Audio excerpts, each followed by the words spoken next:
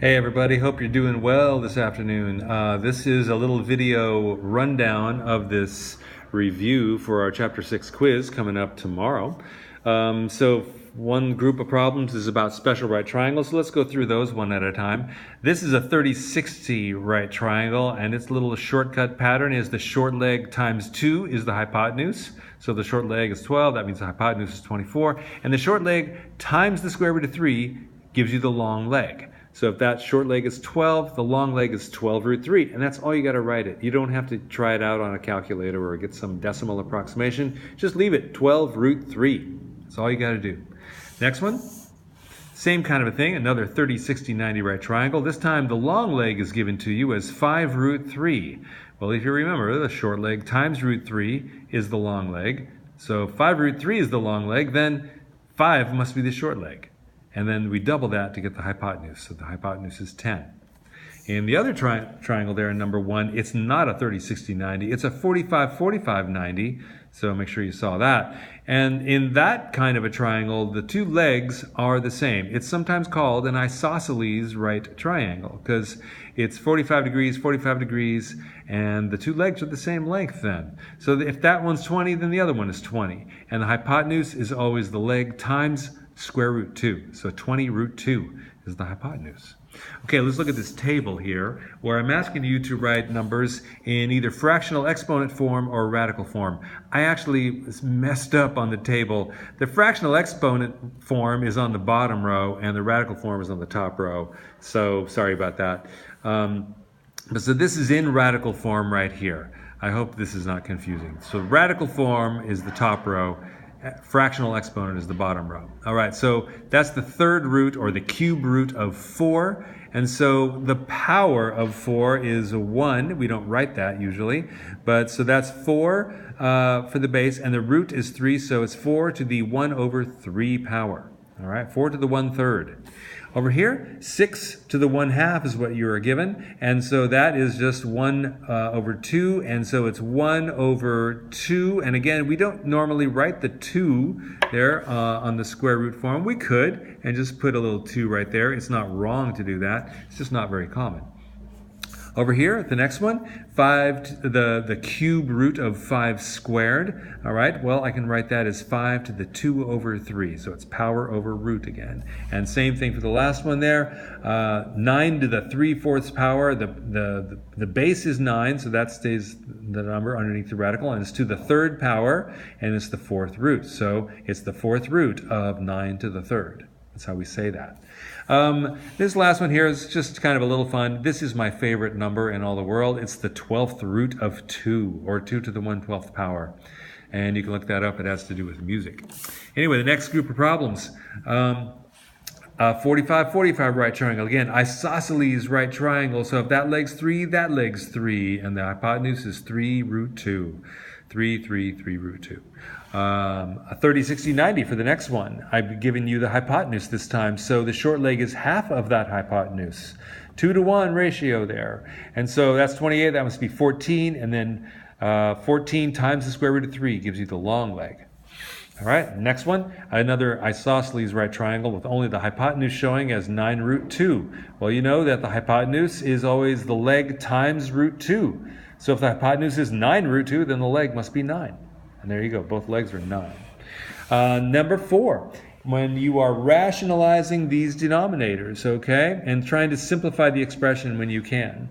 So 4 over root 2, the square root 2 on the bottom, that's what you multiply the top and the bottom by, square root of 2 over itself. Because this fraction equals 1, and when you multiply a number by 1, you're not changing the value of that number, even if it ends up looking different. But it's still the same number. So 4 root 2 on the top, 4 root 2. Root 2 times root 2 is just 2. Square roots kind of cancel each other out, leaving you just with the number underneath the square root sign, like that. So 4 root 2 over 2 simplifies because 4 is twice as big as that. So it ends up just being 2 root 2. The 4 and the 2 cancel each other out. Let's do the next one here. A little more complicated looking. 35 over 5 root 7 is the problem. So the radical on the bottom is square root of 7. So I want to multiply the top and the bottom by the square root of 7. So on the top, that gives me 35 times the square root of 7 on the top. But on the bottom, it's 5 times the square root of 7 times the square root of 7. Well, these two things right here, these two square roots cancel each other out. And so you just have the 5 times 7. Root 7 times root 7 is 7. So 5 times 7 on the bottom of the fraction. Well, that's 35. And so 35 on the top cancels out the 35 on the bottom, and it's just square root of 7 all by itself. Kind of nice. The next problem, oops, sorry, there we go. The next problem is 3 over 2 times the square root of 6. Well, our radical is root 6, so another chance to practice this little idea here. Root 6 over root 6, multiply, so you get 3 root 6 on top and just 2 times 6 on the bottom. Make sure you see that. 2 times the square root of 6 times the square root of 6. It's just multiplying those three things together. Root 6 times root 6 is 6. So it's just 2 times root 6. And so 3 over, which is 12. 3 over 12 is 1/4. So you could have written a 1 here times root 6, 1 over 4, or just write it as root 6 over 4.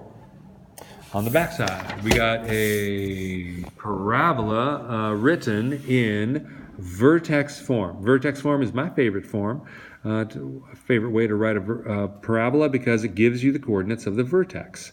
Don't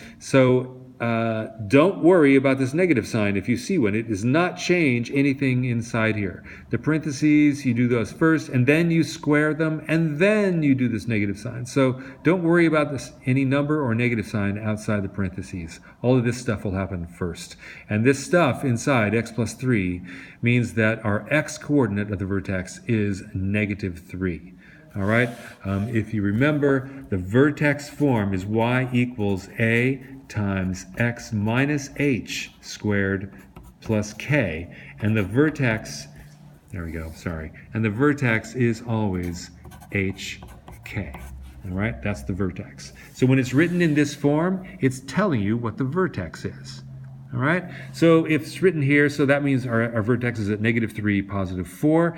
And remember, the line of symmetry is the x coordinate of the vertex. So once we have that, we can write this very easily. All right. I'm going to skip the intercepts for just a second and show you that graphing is actually a good way for that too sometimes. So our domain question, always the same answer, -∞ to infinity. All right, so that's a slam dunk. The range is dependent on the y-coordinate of the vertex. So it's -∞, which is, down here, all the way up to +4. Keep in mind that when this parabola has a negative sign in it, okay, that means that this parabola is kind of shaped upside down, okay? It looks something kind of like this, where it's upside down. So the range is all this -∞ all the way up to the y-coordinate of the vertex, all the way up to 4. So that's the range. The range depends on the y-coordinate of the vertex. So when I graph that, okay, I look again at the vertex, -3, +4. So I come over here to my graph. 1, 2, 3, 1, 2, 3, 4. There's my vertex. So my pattern for graphing a quadratic function is this quadratic rate of change. So over 1, down 1. Over 1, down 3, and over 1 more, and down 5. So down 1, 3, 5. Okay, that's how you use that quadratic method for graphing.